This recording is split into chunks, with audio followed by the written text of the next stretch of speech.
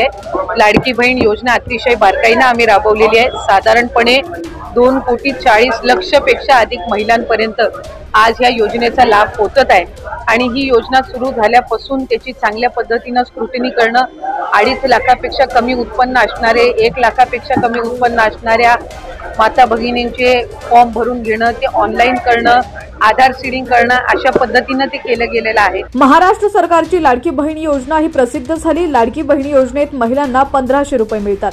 या योजनेत महिलांना आता 2100 रुपये दिले जाणार असल्याचं आश्वासन महायुती सरकारने दिलंय।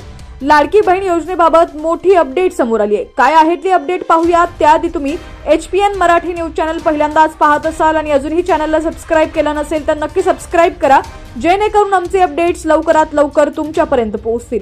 लाडकी बहीण योजनेत आता काही महिलांना 9,000 रुपये मिळणार आहेत। लाडकी बहीण योजनेत आतापर्यंत 5 हप्ते जमा झालेले आहेत। आता महिला 6व्या हप्त्याची वाट बघत आहेत। लाडकी बहीण योजनेचा 6वा हप्ता डिसेंबर महिन्यात येणार आहे। या हप्त्याची तारीख अद्याप समोर आलेली नाही।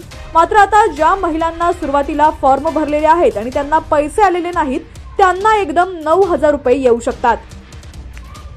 लाडकी बहीण योजनेतील 6 हप्ते एकदम महिलांच्या अकाउंटला जमा केले जाणार असल्याचं सांगण्यात येत आहे। मीडिया रिपोर्टनुसार ज्या महिलांनी सप्टेंबर महिन्याच्या आधी फॉर्म भरलेले आहेत आणि त्यांचे आधार कार्ड आणि बँक अकाउंट लिंक नव्हते, अशा महिलांना या योजनेत आतापर्यंत पैसे मिळाले नव्हते। मात्र आता या महिलांना 6 महिन्यांचे हप्ते एकदम देऊ शकतात। लाडक्या बहिणींचं लक्ष आता डिसेंबर महिन्याच्या हप्त्याकडे लागलेला आहे। लाडकी बहीण योजनेअंतर्गत डिसेंबर महिन्याचा हप्ता खाते वाटपानंतर दिले जाणार असल्याचं सांगितलं जात आहे। तसंच डिसेंबर महिना संपायला अवघे 10 ते 12 दिवस उरलेले आहेत।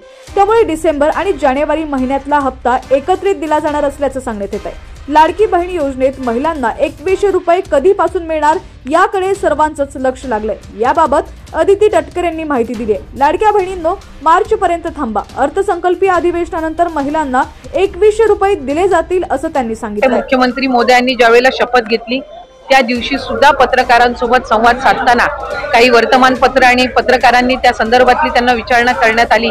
त्यावेळेला त्यांनी हेच सांगितलं की जे बजेट सेशन होईल, पुढचं बजेट सेशन होईल, त्यामध्ये जे 2100चा लाभ हा महिलांना आम्ही आमच्या मॅनिफेस्टोमध्ये कबूल केलेला आहे, त्या संदर्भातली जी काही योग्य ती घोषणा आहे ती केली जाईल। आता 1500चा लाभ आहे आणि जे लाभार्थी आहेत, जे व्हेरीफाईड झालेले आहेत, ज्यांना गेल्या महिन्यांपासून लाभ मिळत आहे, त्या पद्धतीने त्यांना मिळत आहे।